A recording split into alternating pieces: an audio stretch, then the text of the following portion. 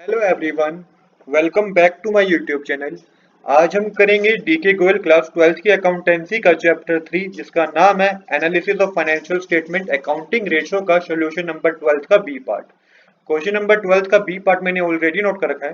Question number 12 के B part में हमें बता रखा है if firm had current asset of rupees 7,20,000 it then purchased good for rupees 30,000 on credit. After this purchase the current ratio was 3:1.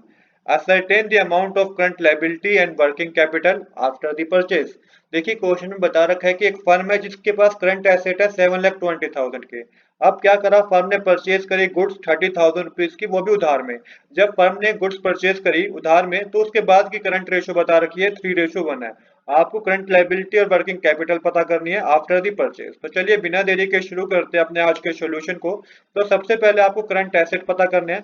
अब देखिए current asset हालांकि question में आपको गिवन है 7,20,000, बट क्वेश्चन में बता रखा है कि परचेज करे हैं गुड्स 30,000 के। तो एक तरीके से क्या हुआ, स्टॉक इंक्रीज हो गया। स्टॉक एक तरीके से करंट एसेट होता है, तो 30,000 रुपीज आपको प्लस करने हैं 7,20,000 में।